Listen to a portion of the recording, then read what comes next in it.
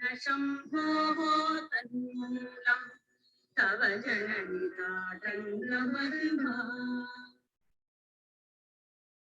किरीटं वैरिञ्च। नमस्ते गुरुजी. శుభం. మొదలు పెట్టుకుందాము ధ్యానంతో. ఓం असतो मा सद्गमय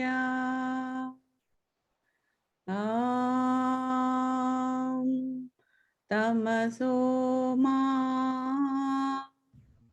ज्योतिर्गमय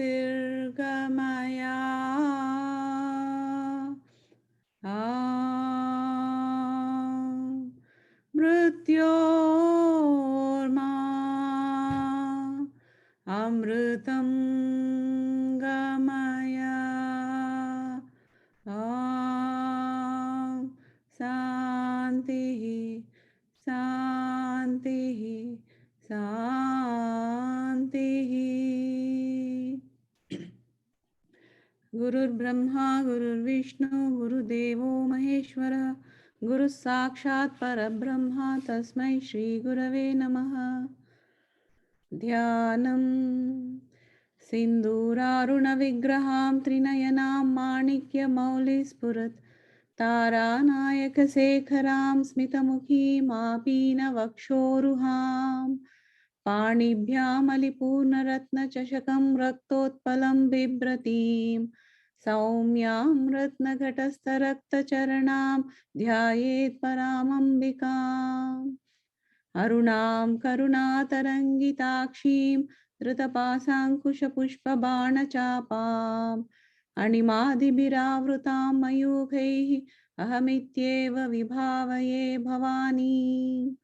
ध्यायेत् पद्मासनस्तां विकसितवदनां पद्मपत्रायताक्षीं हेमाभां पीतवस्त्रां करकलितलसत्हेम पद्माम्बराङ्गीं सर्वालङ्कारयुक्तां सततमभयदां भक्तनम्रां भवानीं श्रीविद्यां शान्तमूर्तिं सकलसुरनुतां सर्वसम्पत्प्रदात्रीं सकुङ्कुमविलेपनामलिकचुम्बिकस्तूरिकां समन्दहसितेक्षणां सशरचापपाशाङ्कुशाम् अशेषजनमोहिनीम् अरुणमाल्यभूषाम्बरां जपाकुसुमभासुरां जपविधौ स्मरेदम्बिकां। श्रीमात्रे नमः. श्री गुरुभ्यो नमः. శుభం. జగన్మాతలా ప్రకాశిస్తున్నటువంటి మీ అందరికీ, అదేవిధంగా మీ అందరిలో ఉన్నటువంటి జగన్మాతకి ఆత్మపూర్వకమైనటువంటి నమస్కారం చెప్పుకుంటూ చేసుకుంటాం. ఎన్నో శ్లోకం? 24, 25, 26. నిన్న 3 శ్లోకాలు చెప్పుకున్నాం కదా, ఇవాళ 27. అంతేనా? అవును గురుజీ. ఓకే.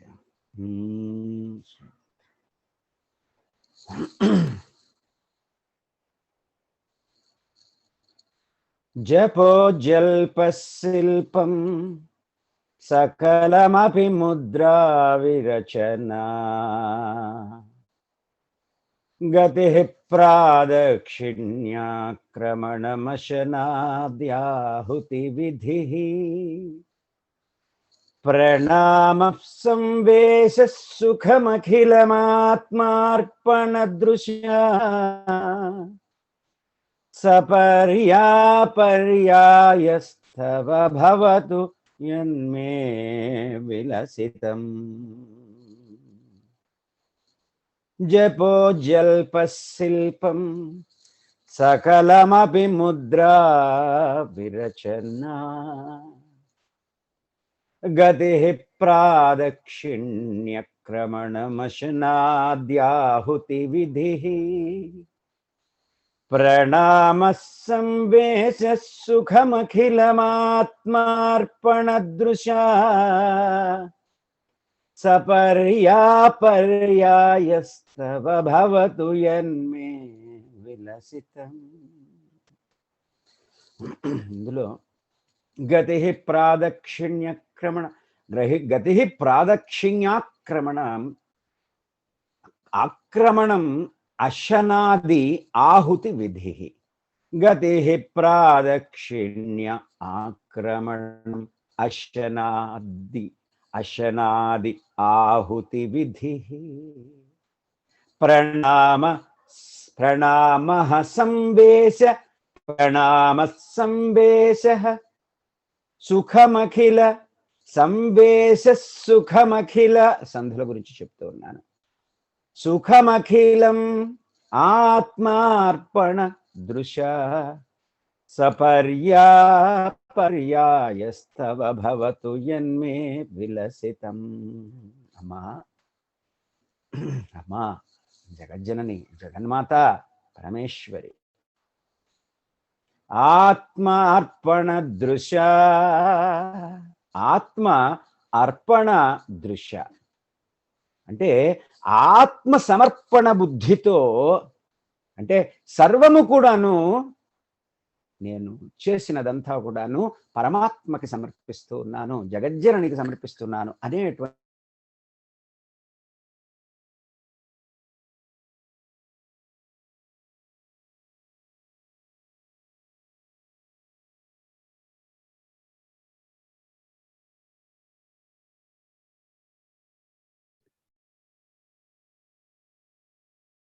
గురుజీ మీ వాయిస్ వినిపించట్లేదు, ఫ్రీజ్ అయినట్టుంది. సమస్తమైనటువంటి శిల్పం, నేను చేసేటువంటి క్రియాకలాపాలు ఏవైతే ఉన్నాయో, ముద్రా విరచన, అవన్నీ కూడా అమ్మా నీకు నేను చేసేటువంటి క్రియాకలాపాలన్నీ కూడా నీకు నేను వేసేటువంటి ముద్రలే.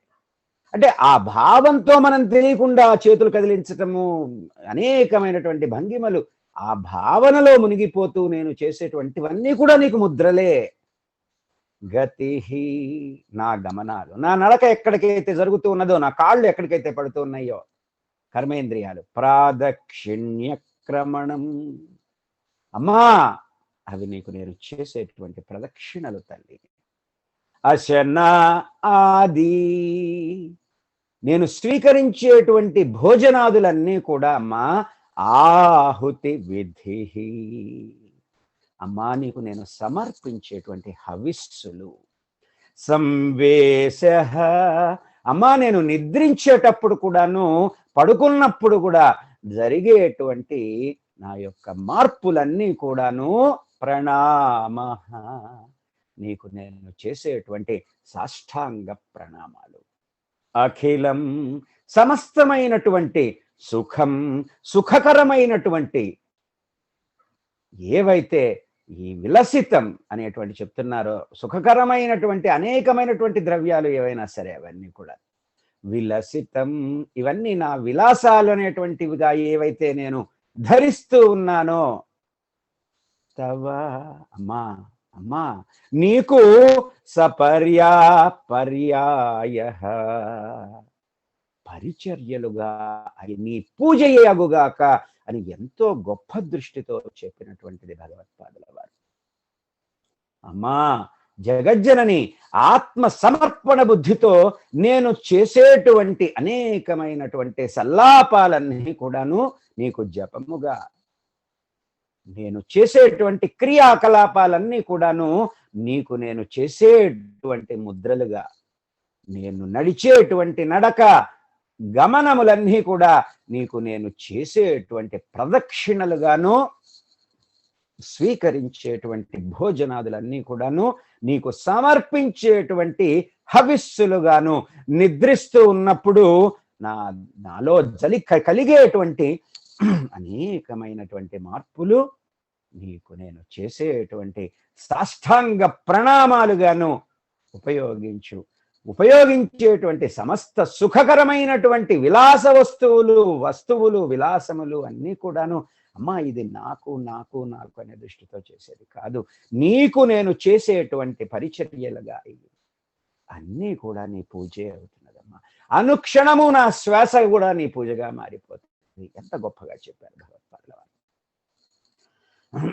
ఇందులో చాలా ముఖ్యమైనటువంటి విషయాన్ని ఒకటి తెలుసుకోవాల్సి ఉంటుంది. మనము అనుభవజ్ఞుడైనటువంటి అటువంటి సిద్ధస్థితికి అనేకమైనటువంటి కఠిన సాధనలో చేరినటువంటి సాధకుడు మాత్రమే దీన్ని గ్రహించగలుగుతాడు. తప్ప మనం ఈ విషయం చదివేటప్పుడు, ఈ శ్లోకం చదివేటప్పుడు, దీని భావాన్ని అర్థం చేసుకునేటప్పుడు మన సంస్కారాన్ని బట్టి, దృష్టిని బట్టి అక్షరాలు, పదాల యొక్క తాత్పర్యాలు మార్చేసుకుంటూ ఉంటాం. ఇప్పుడు ఈ మాట అన్నాం కదా అని చెప్పేసి మా గురువుగారు ఇలా చెప్పారండి, చక్కగా నేను ధరించినవన్నీ కూడా ఈ ఆభరణాలు ఇంకా ఒక తులం 70,000 80,000 అది అంతా అమ్మకే ఇస్తున్నానండి, నేను కాదని చెప్పేసి తీసుకోవటం కాదు. అక్కడ భావన అనేటువంటిది ముఖ్యమైనటువంటిది. భగవత్పాదుల వారు ఏ దృష్టితో ఈ శ్లోకంలో అమ్మ యొక్క దర్శనం చేస్తూ ఉన్నారో అది ఆ స్థాయిలోనే మనం అందుకోగలగాలి సాధకులు అనేటువంటి వాళ్ళు. అప్పుడే అటువంటి దృష్టినే కలిగి ఉన్నప్పుడు ఏమవుతుంది, నేను పడుకొని నిద్రపోతుంటే అమ్మకి నేను చేసేటువంటి పూజ అవుతుందని ఎప్పుడు పడుకుంటామా? అంటే నిజంగా నీవు ఏం చేస్తున్నా, పడుకొని ఉన్నా కూడా అమ్మ దర్శనం అవుతూ ఉండటం అనేటువంటిది అక్కడ సాధనలో జరిగినటువంటి గొప్ప అనుభవము భగవత్పాదుల వారి. అలా దృష్టిలో పెట్టుకోవాలి. లేకపోతే మా గురువుగారు చెప్పారండి అని చెప్పి వక్రభాష్యాలు చెప్పుకొని మనం ఎంతకైనా తెగించేసేసి కార్యాలను చేసి దురభ్యాసాలకి లోనైపోతూ అంతా కూడా అమ్మ అట్లాంటిది రండి, అమ్మ చక్కగా నేను చేసేది అంతా కూడా అమ్మ పూజేట. ఇది మళ్ళీ నేను కాదు, జగద్గురు ఆదిశంకర్ల వారు చెప్పారు, అలాగని మళ్ళీ మా గురువు కూడా చెప్పాడు ఈ మధ్యనే అనేటువంటి ఆస్కారంలోకి వెళ్ళకూడదు. ఎందుకంటే లీలాసుకుల వారు కూడాను కృష్ణకర్ణామృతంలో ఒక శ్లోకం రాస్తారు, సంధ్యావందన భద్రమస్తు అనేటువంటి శ్లోకంలో ఇటువంటి దృష్టితోటే రాయటం జరిగింది తప్ప ఇది మనలో లిథార్జీని పెంచడానికో, అంటే సోమరితనాన్ని, బద్ధకాన్ని పెంచడానికో ఉపయోగించేది కాదు. నేను ఎక్కడికి వెళ్ళినా దేవుడి దగ్గరికే కదండి, అంటే అమ్మకి ప్రదక్షిణే అని చెప్పేసి వెళ్ళకూడని చోటికి వెళుతూ ఉంటామా? అంటే నా ఉద్దేశం వెళ్ళకూడని చోటికంటే దేని వలనైతే నీకు ఉపయోగపడదో, నీ సాధనకి పైకి లభించదో, ఏది ఉన్నత స్థాయిలోకి వెళ్ళలేము. ఇవన్నీ కూడాను మనము జాగ్రత్త. ఇప్పుడు మనం అసలు శ్లోకంలోకి వెళదాం. ఇవన్నీ కూడా తెలుసుకోవాల్సిన అవసరం ఉంది కాబట్టి చెప్తూ ఉన్నాను. ఈ శ్లోకం వింటూ ఉంటే మీ అందరికీ కూడా మనం ఎన్నో సత్సంగాలలో చెప్పుకుంటాం, పదే పదే పునః చెప్పుకుంటూ ఉంటేనే జ్ఞానం అనేటువంటిది ఘనీభవిస్తుంది. ఆ ఘనీభవించిన జ్ఞానము ఆచరణలోకి దింపేటువంటి ఒక ఆస్కారాన్ని కలగజేస్తుంది. ఆ ఆచరణలోకి దింపినటువంటి సాధన ఎప్పుడు కూడా అనుభవంలోకి మారుస్తూ ఉంటుంది. శివమానస పూజలో గొప్పదైనటువంటి పద్యం చెప్పారు, 5వ శ్లోకం అనుకుంటాను. ఆత్మాత్వం గిరిజామతి సహచరా ప్రాణా శరీరం గృహం పూజాతే విషయోపభోగరచన నిద్రా సమాధి స్థితి సంచార పదయో ప్రదక్షిణ విధి స్తోత్రాణి సర్వాగిరౌ యద్ యద్ కర్మ కరోమి తత్తదఖిలం శంభో తవారాధనం. ఓ శివ, నీవు ఎవరో కాదయ్యా, నాలో ఉన్నటువంటి చైతన్య శక్తివే. ఏ శక్తి వలన ఈ ఉపాధి అనేటువంటిది నిలిచి ఉన్నదో, ఏ శక్తి వలన సూక్ష్మ శక్తి అయినటువంటి, సూక్ష్మదేహమైనటువంటి నా మనోబుద్ధి చిత్తహంకారాలు ఆలోచన కార్యకలాపాలను నడిపించగలుగుతూ ఉన్నదో ఆ ఆత్మశక్తివి నీవేనయ్యా. గిరిజామతి, నీలో అర్ధాంగి అయినటువంటి ఆ పరమశక్తి స్వరూపిణి జగన్మాత నా బుద్ధయ్య, ప్రకృతి స్వరూపము కదా. ఈ బాహ్యతంతా, ఈ కనిపించే గోచరమానమైనటువంటి ప్రకృతి అంతా బుద్ధిలోంచే వస్తున్నది. దీనికి కర్మ అడ్డుపడకుండా అమ్మ వైపు తిరిగామా, నీ అంత అదృష్టవంతుడు ఉంటాడు. కాబట్టి ఆ గిరిజా మతి సహచరా ప్రాణా శరీరం గృహం. ఓ శివ, ఈ శరీరంలోని భూతగణాదులన్నీ ఏవైతే ఉన్నాయో సహచరులైనటువంటి వారందరూ కూడా ఈ శరీరం అనేటువంటి దాంట్లో అనేక ఇంద్రియాల రూపంలో, తన్మాత్రల రూపంలో తిష్ట వేసుకొని ఉన్నవారు, వారంతా నీ పరిచరగణమే. ఆ పరిచరగణం అనేటువంటిది ఎటువైపు ఉండాలి? శివుడి వైపు ఉండాలా? అంటే ఆత్మ వైపు తిరిగి ఉండాలి. ఇంద్రియాలు, కర్మేంద్రియాలు, జ్ఞానేంద్రియాలు అన్నీ కూడాను. పూజాతే విషయోపభోగ రచన, ఏదైతే నే ఆలోచనలన్నీ కూడాను సమావర్తనమవుతూ ఉన్నాయో ఇవి అన్నీ కూడాను నీకు చేసేటువంటి పూజలే. నిద్రా సమాధి స్థితి, సుషుప్తి అనేటువంటి నిద్రావస్థలో, సుషుప్తిలో నేను ఉన్నప్పుడు శివా, అది నీతో నేను ఏకత్వాన్ని పొందినటువంటి సమాధి స్థితి. సంచార పదయో, ఎక్కడికెక్కడికైతే నేను పాదాలు వేస్తూ ఉన్నానో కర్మేంద్రియాలని, కర్మలు నిర్వర్తించడం ద్వారా, ప్రదక్షిణ విధి శివా, అది నీకు ప్రదక్షిణ తప్ప అన్యము కాదు. స్తోత్రాణి సర్వాగిరౌ, నేను మాట్లాడే ప్రతి మాట కూడాను నీకు స్తోత్రమే. యద్ యద్ కర్మ కరోమి, ఏ ఏ పనులు నేను చేస్తూ ఉన్నానో, కర్మలు చేస్తూ ఉన్నానో, తత్తదఖిలం, అవన్నీ కూడాను, ఆ సమస్తము కూడాను శంభో తవారాధనం, స్వామిన్ తవారాధనం. ఓ శంభో, అది నీకు నేను చేసేటువంటి ఆరాధనే. ఎంత ధైర్యము, గట్స్ కావాలి చెప్పండి. ఈ భావాన్ని మనము నిష్పాక్షికంగా మన మనస్సుని, అంతరాత్మని మనం గనక చేసుకుంటూ, నిర్ణేతగా చూసుకుంటూ అటువంటి తత్వస్థితికి చేరటము. అందుకని అంత గొప్పదైనటువంటి ట్రాన్సెండెంటల్ కాన్షియస్నెస్, ఆ స్థితిలోకి మనం చేసేటువంటి అనుష్ఠానాలు, జపాలు, తపాలు, పూజలు, జ్ఞానాలు, కర్మలు, ధ్యానాలు, ఏవైనా సరే ఆ స్థితికి వెళ్ళేటువంటి స్థాయికి వెళ్ళాలి. ఇక్కడ చెప్తున్నారు భగవత్పాదుల వారు, జపో జల్ప, నాకు ఈ మానవ జన్మని ప్రసాదించినటువంటి నీ దయ వలన కొన్ని మాటల్ని మాట్లాడటానికి నాకు అవకాశం కలిగిందమ్మా. నాకు నీ గురించి స్తోత్రాలు గాని, మంత్ర జపాలు గాని నాకు తెలియవు. ఎవరితో ఎప్పుడు ఏ మాటలు మాట్లాడినా కూడా త్రికరణ శుద్ధిగా ఆ ఎదుటి వ్యక్తిలో నిన్ను దర్శించి ఆ మాటలని, అమ్మా నీకు చేయు స్తోత్రాలుగా, మంత్రాలుగా, మంత్ర జపాలుగా నాలో నిలిచిపోతూ ఉన్నాయి తల్లి.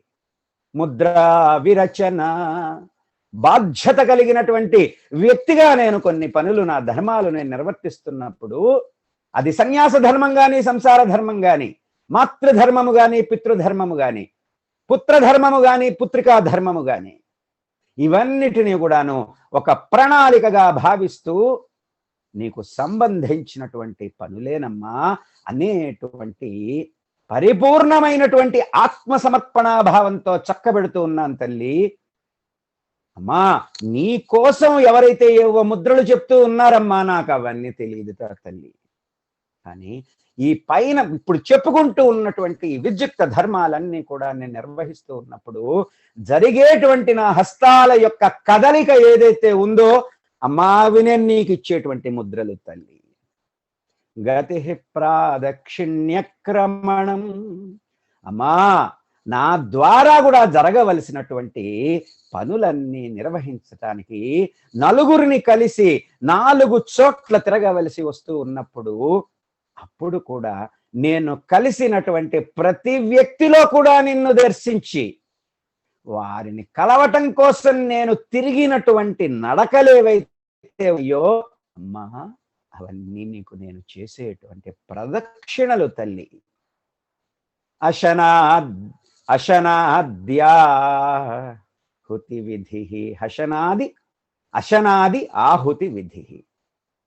ఈ శరీరం అనేటువంటి ఉపాధి ఏర్పడినందుకు ఆ ఉపాధి ద్వారా నా పరమ గమ్యమైనటువంటి నీ పదచరణాలని చేరటానికి, అందులో నిమిత్తమైనటువంటి జఠరాగ్నికి శక్తినివ్వటం కోసము అవసరమైనప్పుడు, అవసరమైనంత వరకు ఆకలికి ఆహారాన్ని, దప్పికకు నీటిని స్వీకరిస్తూ ఉన్నానమ్మా.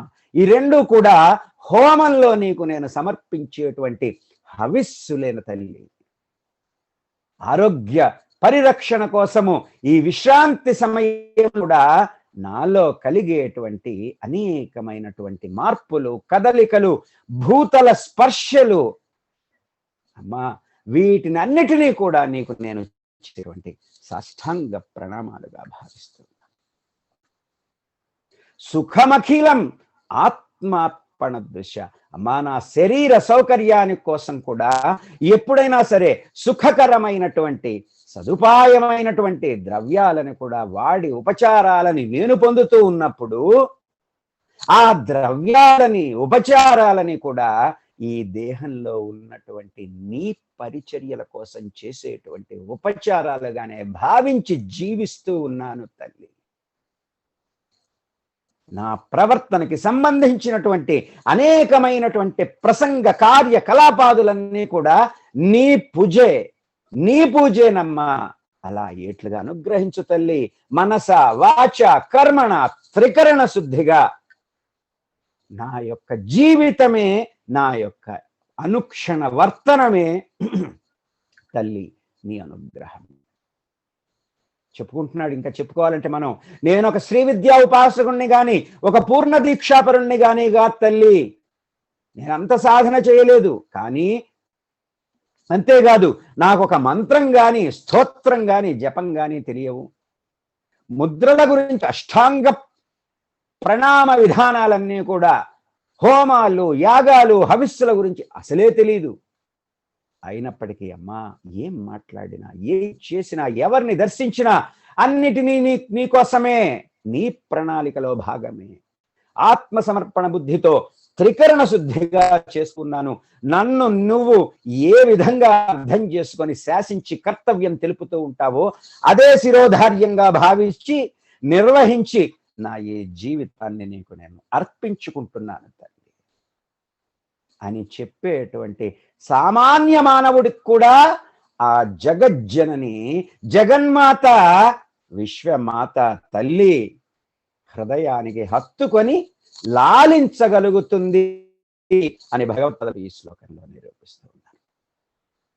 దీన్ని మటుకు మళ్ళా ఇందాక చెప్పినట్టుగా నాకేం తెలియదు అని తెలిసే ప్రయత్నం చేయకుండా, ఒకసారి తెలిసిన తర్వాత ఈ జ్ఞానం అంతా అనవసరము, తెలియక పూర్వమే ఈ జ్ఞానము కావాలి. భగవద్దర్శనము కాని జ్ఞానము వృధా, భగవద్దర్శనమైన తర్వాత జ్ఞానము వృధా. ఈ రెండు రకాలుగా కూడా జ్ఞానము వృధా అయిపోతుంది. చివరి వృధా కాదు, భగవద్దర్శనమైన తర్వాత జ్ఞానం అనేటువంటి అవసరమే ఉండదు. ఇంకా మనం పుచ్చుకునేటువంటి జ్ఞానము, స్వీకరించేటువంటి జ్ఞానము, పొందేటువంటి జ్ఞానమంతా అక్కడికి వెళ్ళాలి. లేకపోతే నేను పండితుడిని చెప్పుకుంటే దానికి అంతకంటే మూర్ఖత్వం అనేటువంటిది ఉండదు. అంతే తప్ప నా ఇష్టం వచ్చినట్టుగా మాట్లాడే మాటలు అమ్మకే చెందుతాయి. చేసేటువంటి పనులు, తిరిగేటువంటి అడ్డమైన తిరుగుళ్ళు, సేవించేటువంటి పానీయ ద్రవ్యాలు, స్వీకరించేటువంటి భోజనాదులు, సుఖకరమైనటువంటి ఏర్పాట్లు మనం చేసుకొని ఇవన్నీ అమ్మకు వెళతాయి, అమ్మ కోసమే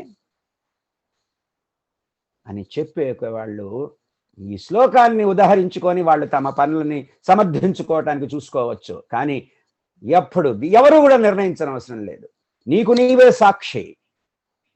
దానివలన వచ్చేటువంటి ఫలితము వాళ్ళ నిజాయితీని బట్టి కూడాను, వాళ్ళలో ఉన్న ట్రాన్స్పరెన్సీని బట్టి, రుజుత్వాన్ని బట్టే ఉంటుంది. అందుకనే అందరూ మౌనంగా ఉంటారు. ఎవరి నిర్ణయంగా వాళ్ళు చేసుకోవాలి. అది చాలా అవసరమైనటువంటిది. అందుకే భగవత్పాదుల వారు చెప్తూ ఉన్నారు. ఇంకా ఇందుట్లో మనం చెప్పుకోవాల్సింది ఉన్నది. బహుశా ఈరోజు ఒక్క శ్లోకమే అవుతుందేమో. ఆత్మార్పణ చెయ్యాలి అనేటువంటి దృష్టితో, అమ్మా నేను నోటితో పలికిన మాటలన్నీ కూడా నీ మంత్రజపమే అవుతుంది తల్లి. ఈ దేహం అనేటువంటిది నువ్వు ప్రసాదించిందే కాబట్టి నేను చేతులతో చేసే పనులన్నీ కూడా నీ ముద్రలే అవుతాయమ్మా. నేను చేసే సంచారం అంతా కూడా నీకు ప్రదక్షిణమే. అంగభంగిమలన్నీ కూడా నీకు నేను చేసే సాష్టాంగ అష్ట అంగ ప్రణామము. శరీరంలో జఠరాగ్నివి నీవే కాబట్టి నేను తీసుకునేటువంటి అన్నపానాదులు నీకు నివేదన, నీకు అది హోమము. నేను సుఖించడానికి చేసేటువంటి పనులన్నీ కూడా నీ సపర్యగా నేను భావిస్తూ ఉన్నాను తల్లి. సర్వము నీవే అనేటువంటి తాదాత్మ్య స్థితి ఇది. అమ్మ జగన్మాత అర్చనా విధానాలు అనేక రకాలుగా ఉంటాయి. ముఖ్యంగా అందుట్లో రెండు రకాలు. ఒకటి బహిర్యాగము, రెండవది అంతర్యాగం. అంటే బాహ్య పూజ, అంతఃపూజ. బాహ్య పూజ అనేటువంటిది కౌళ సిద్ధాంతంలోకి వస్తుంది. అది సంకల్పయుక్తంగా ఉన్నటువంటి ఐహికమైనటువంటి దురవస్థల నుంచి జగన్మాత అనుగ్రహం పొందటానికి, ఆ దురవస్థల నుంచి తప్పుకొని సుఖాలని పొందటానికి కూడాను చేస్తూ ఉంటాం. అటువంటి కౌళ సిద్ధాంతంలో, ఎందుకంటే లలిత సహస్రనామంలో వస్తాయి ఈ నామాలన్నీ కూడా, దానికి నేను సమన్వయం చేస్తూ ఉన్నాను. వీరి దృష్టిలో ద్వైతం అనేది ఉన్నది. భగవంతుడు వేరు, భక్తుడు వేరు. ఇందుట్లో నేను భక్తుణ్ణి, ఇంకొక భగవంతుడు ఉన్నాడు. అందుట్లో దేవతా విగ్రహాన్ని కానీ యంత్రాన్ని కానీ ఎదురుగా ఉంచుకొని దాన్ని పూజిస్తూ ఉంటారు. కానీ అంతఃపూజలోకి వెళ్ళేసరికి యోగులు, సాధకులు తనలోనే పరమేశ్వరుణ్ణి ధ్యానించుకొని మానసికంగా అర్చిస్తూ ఉంటారు. అది మానసిక పూజ ఇప్పుడు చెప్పినటువంటిది. శివమానస పూజలో కూడా భగవత్పాదుల వారే రచించారు. ఇది ఎటువంటి భావనతో ఉంటుంది? అహం బ్రహ్మ అస్మి. సామవేద యజుర్వేద మహావాక్యము అహం బ్రహ్మాస్మి అనేటువంటి భావనే అక్కడ. నేనే బ్రహ్మను. ఈ నేనే బ్రహ్మనంటంలో మళ్ళీ ఇక్కడ ఈ దేహం మీద, మా మనోబుద్ధి చిత్తహంకారాల మీద భ్రాంతి అనేటువంటిది ఉండదు. ఒక్క క్షణం టైం ఇద్దాం. వీరికి బాహ్యమైనటువంటి విషయాల పట్ల, ఓహో ఒక వస్తువు ఉందా, ఒక వస్తువు లేదా, ఇదేం పట్టు ఉంటే దాని గురించి పెద్దగా పొంగిపోను లేరు, లేకపోతే కృంగిపోను లేరు. పరమపదము అనేటువంటిదే ముఖ్యంగా ఉంటూ ఉంటుంది. వీరికి అంతిమ లక్ష్యం, సమయమతస్థుల గురించి చెప్తున్నాను, జన్మరాహిత్యమే, అదే ముక్తి. ఇది సమయమతము. లలితా శాస్త్రంలో కూడా మనకి చెప్తారు, అకుల సమయాంతస్థ సమయాచార తత్పర. ఈ సమయాచారంలో అంతఃపూజ, ఈ బాహ్య పూజ అనేటువంటిది అంతఃపూజకి దారి తీయాలి. అంటే ఒక్కొక్క స్థితి నుంచి కూడా ఇంకొక స్థితికి వెళుతూ ఉంటాము. బాహ్య పూజ ఏమవుతుంది? తాత్కాలికమైనటువంటి ప్రయోజనాలకు ఉపయోగిస్తుంది. అమ్మ నీకు కావాల్సింది ఇచ్చింది అనుకో, సంతోషంగా ఉండగలవా మరి జీవితాంతం? అది అల్ప ప్రయోజనమే అవుతుంది కదా. అయినా అమ్మ కరుణామయి కదా, జగన్మాత కదా. అల్లాడిపోతున్నాడు వీడికి, వాడికి ఇంకా ఒంట్లో బాలేదు, కింద పడి గిలగల కొట్టుకుంటున్నాడు, చాక్లెట్ ఇచ్చేద్దాంలే పోనీ అని చెప్పి చాక్లెట్ ఇస్తుంది. మనకి వృత్తుల్లో, వ్యాపారాల్లో, కుటుంబాల్లో, ప్రమోషన్స్లో, డబ్బు సంపాదించుకోవటంలో, గౌరవంలో, పలుకుబడిలో, ఇవన్నీ కూడా ఐహికమైనటువంటి సంకల్పాలు, వాంఛలు ఉండవలసిందే, కాదనట్లేదు. కానీ వాటిల్లోనే పడి అవి అనంతంగా సాగిపోతున్నావు, ఎన్నో జన్మలు ఎత్తినా ఆగవు ఇంకా అవి. అందుకని అంతరారాధనలో ఎలా చేస్తూ ఉంటారంటే, బాహ్య పూజ నకర్తవ్య కర్తవ్య బాహ్య జాతిభి సాక్షుద్రఫలదాన్ నృణాం ఐహికార్థైక సాధన. బాహ్య పూజరతాః కౌళా క్షపణశ్చ కపాలికాః దిగంబరేతిహాసాః వామకాస్తంత్రవాదినః అంతరారాధనపరా వైదికా బ్రహ్మవాదినః జీవన్ముక్తాశ్చరంత్యేతే త్రిషు లోకేషు సర్వదా. జీవన్ముక్తులై ఎప్పుడూ కూడా త్రిలోక సంచారం చేస్తూ ఉంటారు అంతరారాధన చేసేటువంటి వాళ్ళు. ఈ సమయాచారంలో శివశక్తులను సమయుడు సమయము అంటారు. సమయుడు. సమయ అంటే శివుడితో 5 రకాలైనటువంటి సామ్యాలు కలిగి ఉంది. ఇవి మనకు ఉత్తరోత్తర వచ్చే శ్లోకాల్లో ఒక్కొక్క శ్లోకం కూడా 36 నుంచి 41 వరకు ఒక్కొక్క చక్ర కేంద్ర స్థానంలో ఒక్కొక్క సామ్యాన్ని విడివిడిగా చెప్పుకుంటాము. కానీ ఇప్పుడు ఉదాహరణకి మీకు అర్థం కావటం కోసం ఒక విషయంగా చెప్తాను. శివశక్తులు అనేటువంటి ఇద్దరు కూడాను ఎవరి శివశక్తులు? నీ జీవతత్వము ఆత్మతత్వమే, ఈ రెండే నీలోనే ఉన్నాయి. ఇద్దరు కూడాను 5 రకాల పోలికల్ని కలిగి ఉంటారు. ఇవి సామ్యము అని చెప్పబడుతూ ఉంటుంది.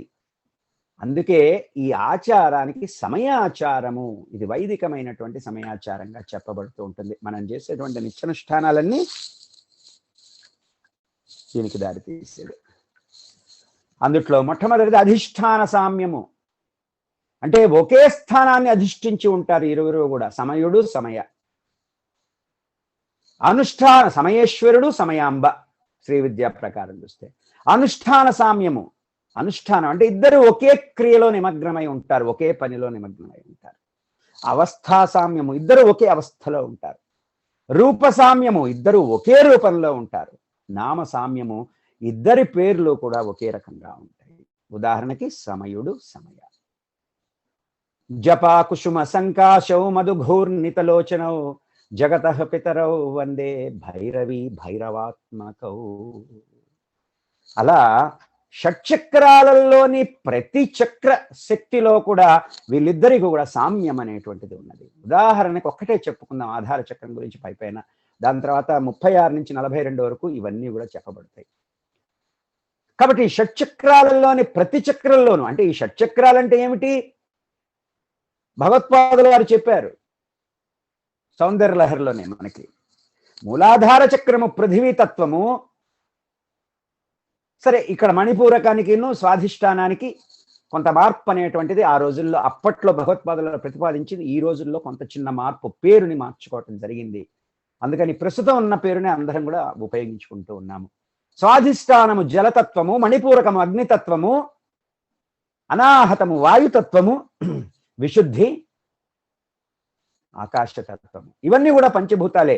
నీవు ఏర్పడినటువంటి దేహము పంచభూతాత్మకమైనటువంటిది. భగవత్పాదుల వారు శ్లోకంలో చెప్పారు, ఇక్కడ మనస్తత్వము అని చెప్పారు ఆజ్ఞాచక్రంలో. కాబట్టి ఇక్కడ ఉదాహరణకి చెప్పుకోవాలంటే ఆధార చక్రంలో సమయులిద్దరికి అంటే శివాశివులిద్దరికీ కూడా ఆధార చక్రమే అధిష్టానము. అందుచేత వీళ్ళిద్దరికీ కూడా ఇక్కడ అధిష్టాన సౌమ్యం, అధిష్టాన సామ్యం అనేటువంటిది చెప్పబడుతూ వచ్చింది. ఇక్కడ ఇద్దరు కూడా నాట్య భంగిమలో ఉంటారు, ఇది అవస్థా సామ్యము. ఇద్దరు కూడా జగత్తుని సృష్టించే కార్యక్రమంలో నిమగ్నమై ఉంటారు, ఇది అనుష్ఠాన సామ్యము. ఎరుపు వర్ణంలో ఉండేటువంటిది రూపసామ్యము. అదేవిధంగా భైరవి భైరవుడు లేదా నవాత్మకుడు అనేటువంటి పేర్లతో ఉంటారు ఆధార చక్రంలో, ఇది నామసామ్యం. ఇలాగే మిగిలినటువంటి 5 చక్రాల్లో కూడా మనకి చెప్పబడుతూ ఉంటుంది. ఇక్కడ ఉన్నటువంటి ఈ శక్తిని దేహోదేవాలయో ప్రోక్త జీవో దేవ సనాతన, ఈ దేహం అనేటువంటి దేవాలయంలో ఉన్న శక్తిని తీసుకొని వెళ్ళి ఆత్మ చైతన్య శక్తిలో కలుపుకున్నప్పుడు ఒక్కొక్క చక్ర భేదన చేస్తూ కూడా అంతర్యాగంగా అది సమయ మతం. ఈ మతంలో సమయ అనబడేటువంటి జగన్మాతను సాదాక్ష కళకి చేసేటువంటి సపర్య సహస్రదళ పద్మంలోనే ఉన్నది, తప్ప వేరే చోట లేదు. బాహ్య పూజలో ఈ సపర్య ఉండదు.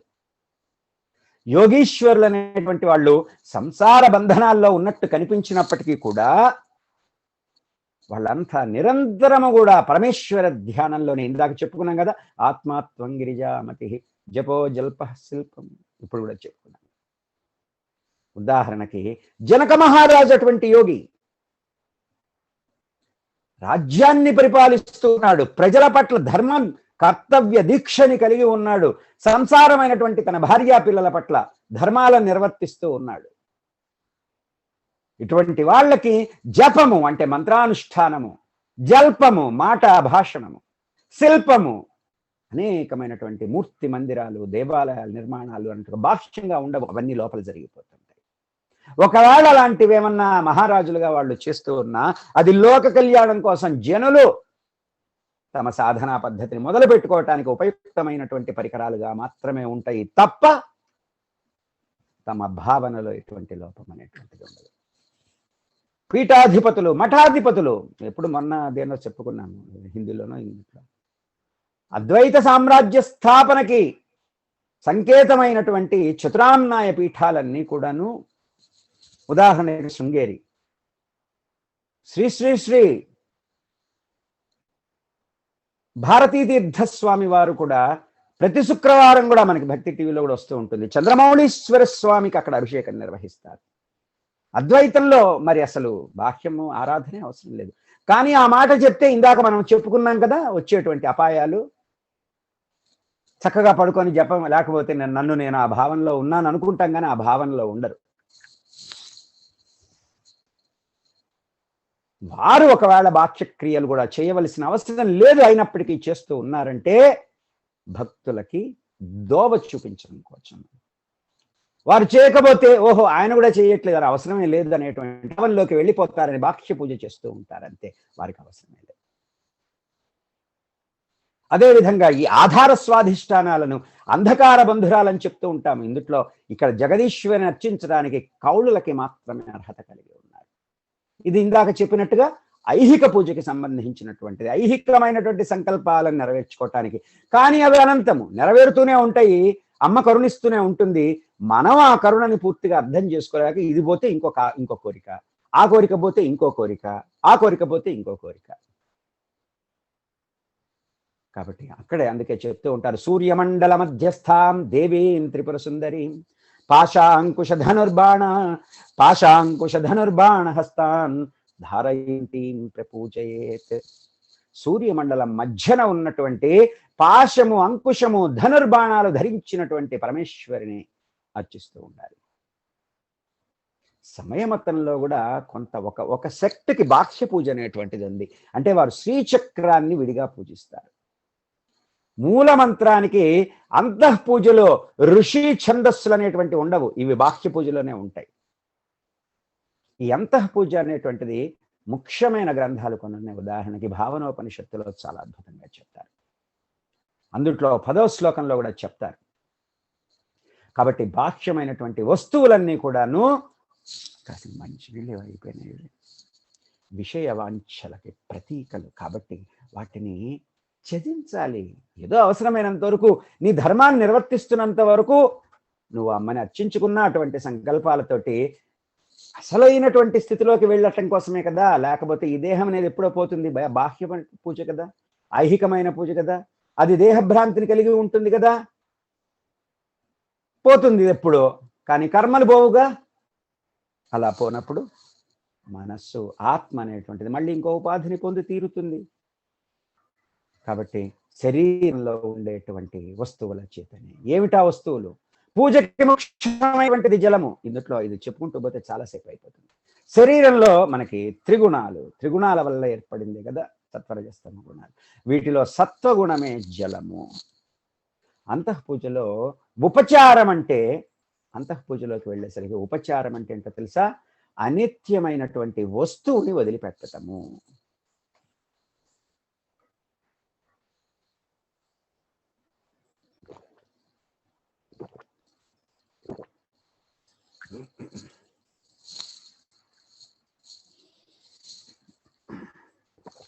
అనిత్యమైనటువంటి వస్తువుని వదిలిపెట్టడం అంతఃపూజలో.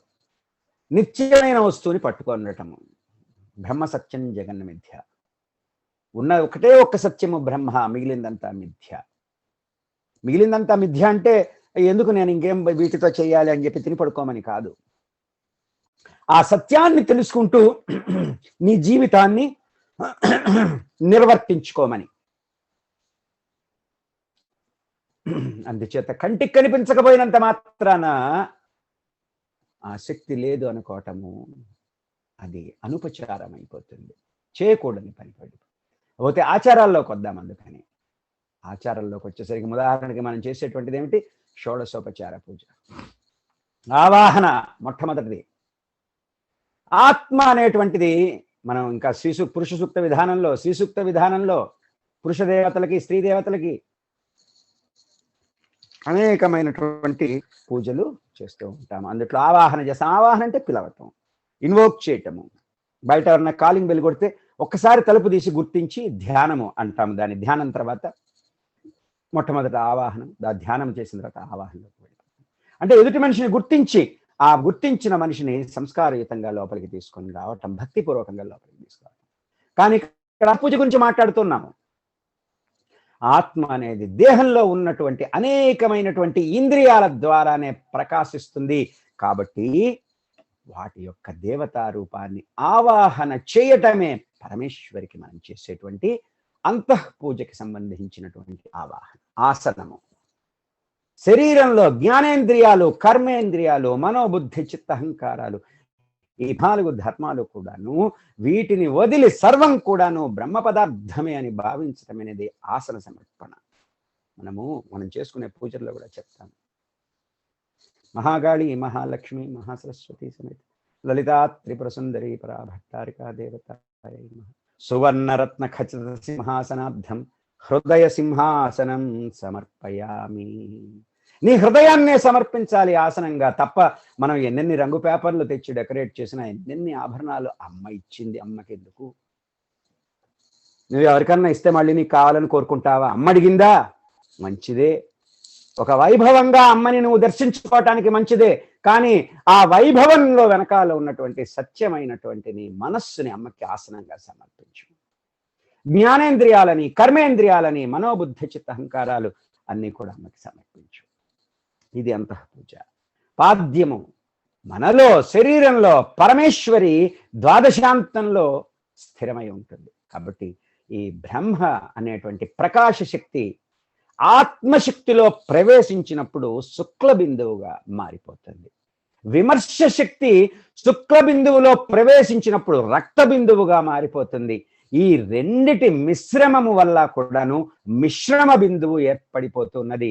ఇప్పుడు అమ్మ జగన్మాత యొక్క కుడికాలు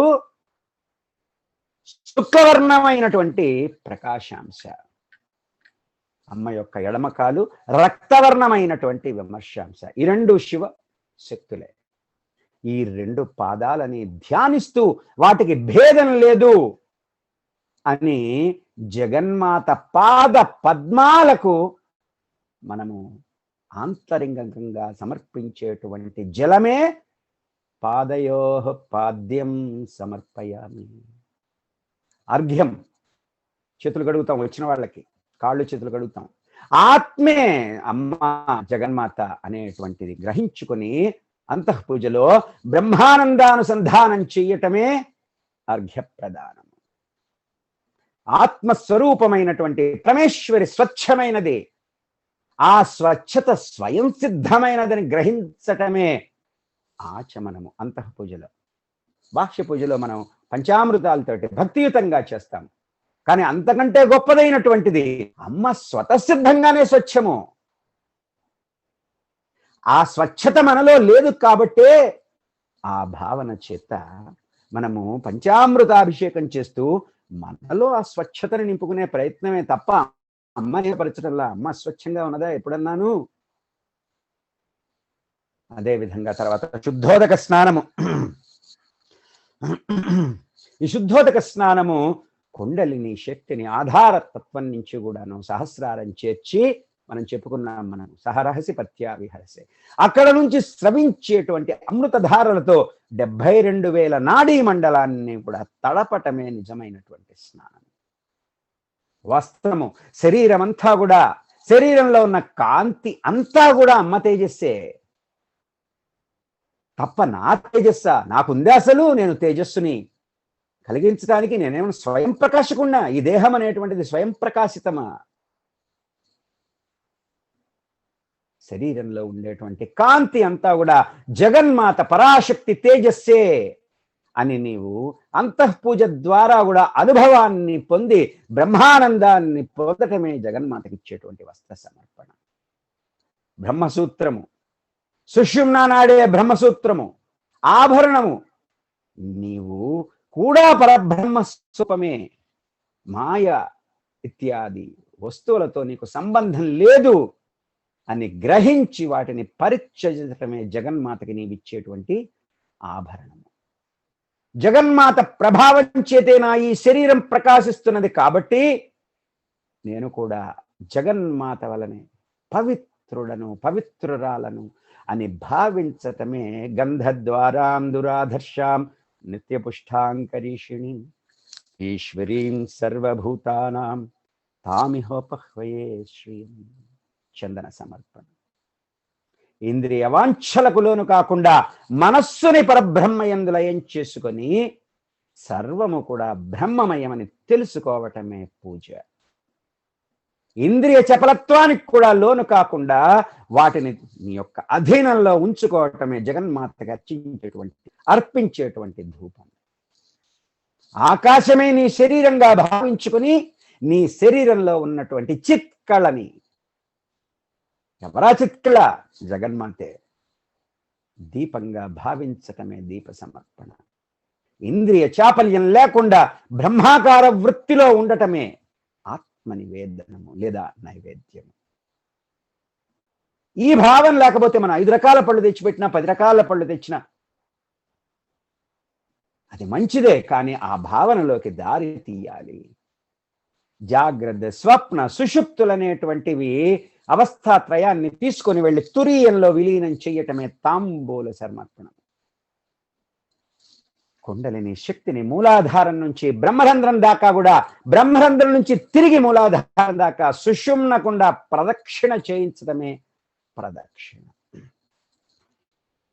ఈ విధంగా కూడా ఆధార చక్రంలో నిద్రావస్థలో ఉన్న కుండలిని జాగృతం చేసి సహస్రారం చేర్చి తిరిగి మళ్ళా ఆధార చక్రానికి మనం ఒక శ్లోకంలో 2 శ్లోకాల్లో కూడా మనం ఇంతకు ముందే చెప్పేసుకున్నాం. రప్పించడమే యోగి అనేటువంటి వాడు సమయమత ప్రకారము చేసి మోక్ష స్థితిని పొందటమే ఏ జీవి యొక్క లక్ష్యమైనా. ఎన్ని ఐహిక సుఖాలు తీర్చుకున్నా అక్కడికి చేరే వరకు పునః పునః అమ్మ కర్మ విశేషాలని తొలగించడానికి పుట్టిస్తూనే ఉంటుంది. కాబట్టి ఈ సమయాచారాలంతా కూడా, ఈ జగత్తంతా కూడా పరబ్రహ్మ స్వరూపమే తప్ప ఇంతకు మించినటువంటిది ఇంకేమీ లేదు అనేటువంటి గొప్పదైనటువంటి అనుభవైక వైద్యమైనటువంటి భావనా స్థితిలో ఉంటారు.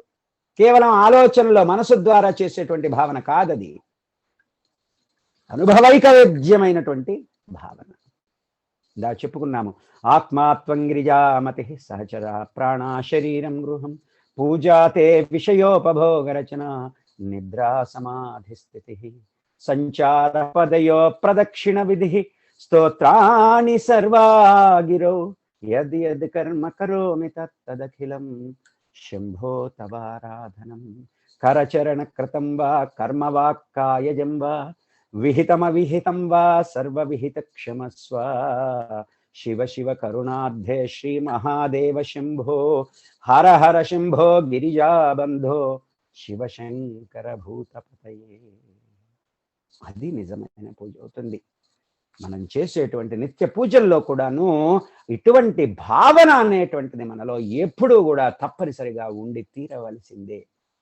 అమ్మకి పన్నీటితోటి పాద్యము, సంతోషము, ఆ వైభవాన్ని, ఆ వైభవంతో భక్తితో నీవు సమర్పిస్తూ ఉన్నప్పుడు చాలా గొప్ప విషయం. కానీ దాన్ని, ఆ భావన అనేటువంటిది నిన్ను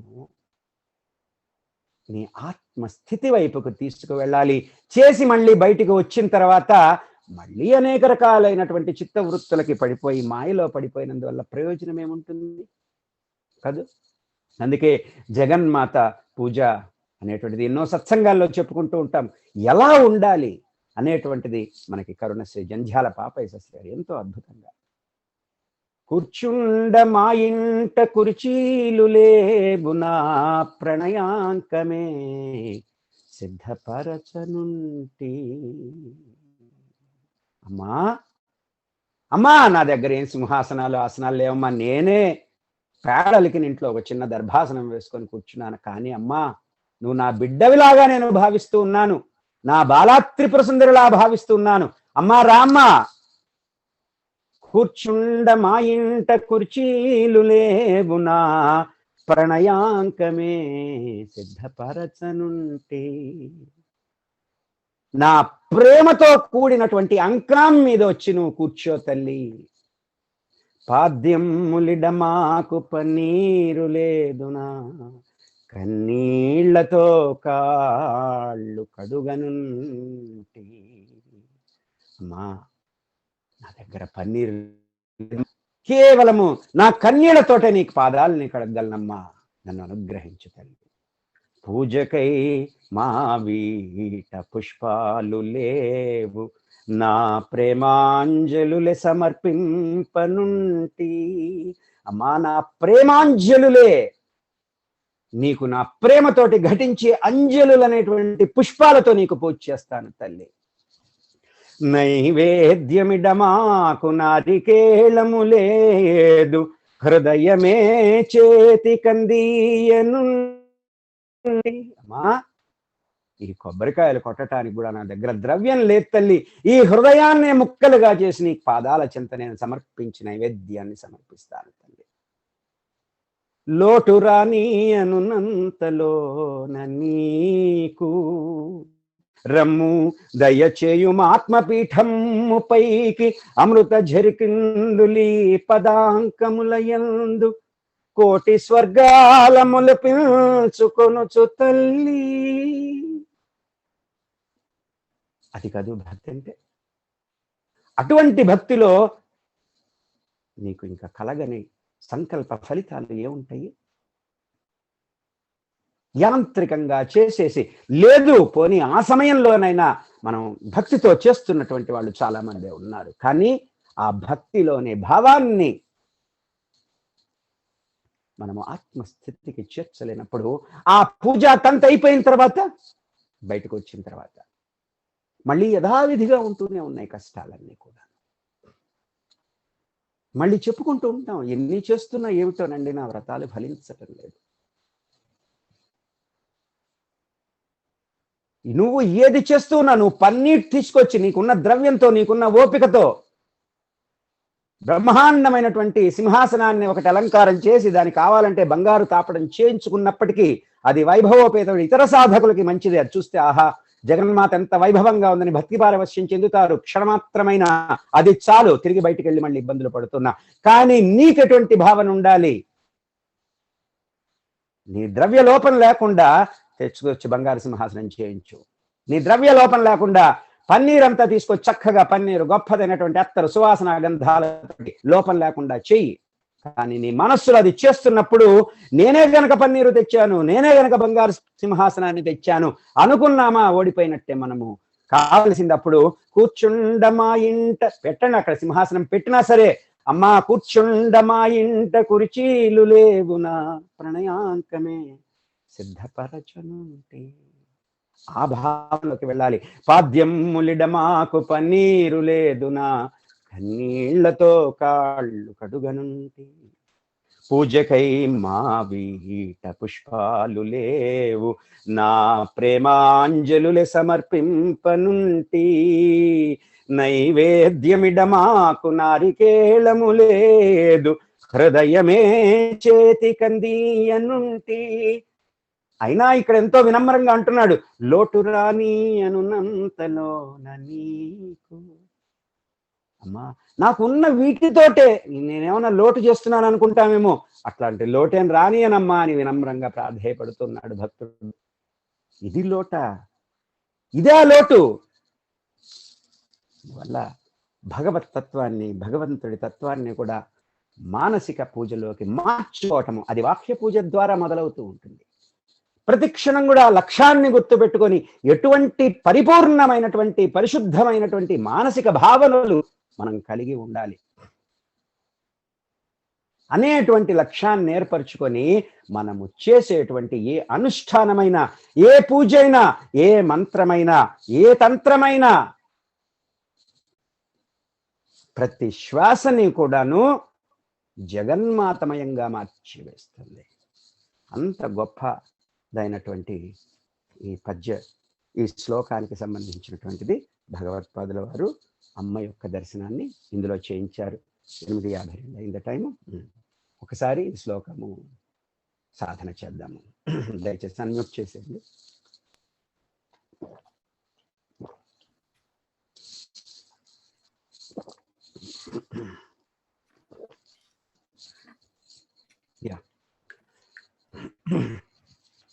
జపో జల్ప శిల్పం సకలమపి ముద్రా విరచనా, జపో జల్ప శిల్పం సకలమపి ముద్రా విరచనా, జపో జల్ప శిల్పం సకలమపి ముద్రా విరచనా, గతి ప్రాదక్షిణ్యాత్రమణ మశనాద్యాహుతి ప్రదాక్షిణ్య రమణమసనాద్యాహుతి విధి గతి ప్రాదక్షిణ్యం రమణమసనాద్యాహుతి విధి ప్రణామ సంవేశ సుఖమఖిలమాత్మార్పణ దృశా ప్రణామ సంవేశ సుఖమఖిలమాత్మార్పణదృశా ప్రణామ సంవేశ సుఖమఖిలమాత్మార్పణదృశా సపర్యాపర్యాయః తవ భవతు యన్మే విలసితం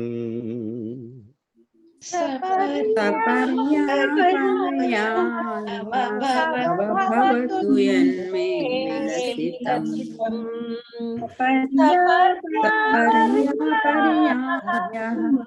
భవతు యన్మే విలసితం జపో జల్పశిల్పం సకలమపి ముద్రా విరచనా గతి ప్రాదక్షిణ్య క్రమణమశనాద్యాహుతి విధి ప్రణామ సంవేశ సుఖమఖిలమాత్మార్పణ దృశా సపర్యాపర్యాయః తవ భవతు యన్మే విలసితం.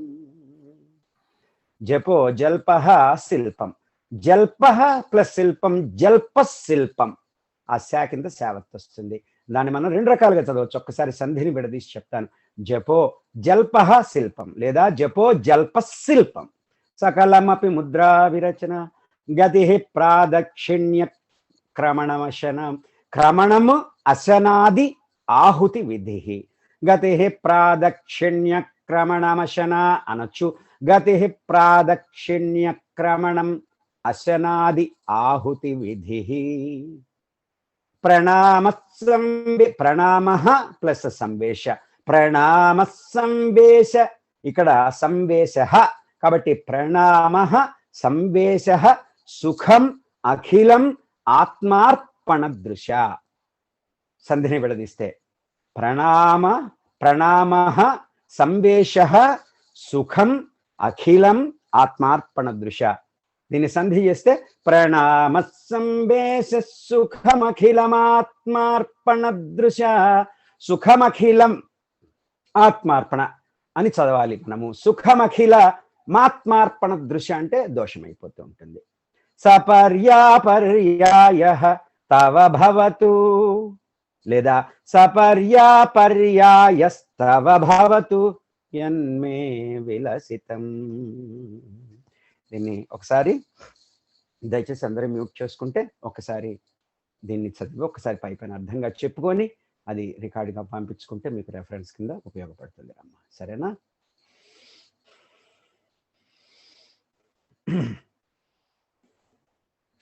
జపో జల్ప శిల్పం సకలమపి ముద్రా విరచనా గతి ప్రాదక్షిణ్య క్రమణమశనాద్యాహుతి విధి ప్రణామ సంవేశ సుఖమఖిలమాత్మార్పణ దృశ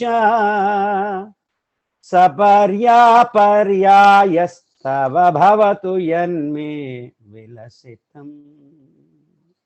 అమ్మా జగజ్జనని జగన్మాత, ఆత్మ సమర్పణ బుద్ధితో నేను చేసేటువంటి సల్లాపాలన్నీ కూడా నీకు జపంగాను, క్రియాకలాపాలన్నీ నీకు నేను చేసేటువంటి ముద్రలుగాను, ఈ గమనములు ఏవైతే ఉన్నాయో ఇవన్నీ అమ్మా నీకు నేను చేసేటువంటి ప్రదక్షిణలుగాను, నేను స్వీకరించేటువంటి భోజనాదులన్నీ కూడా తల్లి నీకు సమర్పించేటువంటి హవిస్సులుగాను, నిద్రిస్తూ ఉన్నప్పుడు కానీ పడుకొని ఉన్నప్పుడు కానీ కలిగేటువంటి అనేకమైనటువంటి మార్పులన్నీ కూడాను నీకు నేను చేసేటువంటి సాష్టాంగ ప్రణామాలుగాను, ఇలా అదే కాకుండా ఉపయోగించేటువంటి సమస్త సుఖకర వస్తువుల విలాసాలన్నీ కూడాను అమ్మ నీకు నేను చేసేటువంటి పరిచర్యలుగాను అయి ఉన్న ఈ తల్లి అదే నీ పూజాగుగాక అని గొప్పదైనటువంటి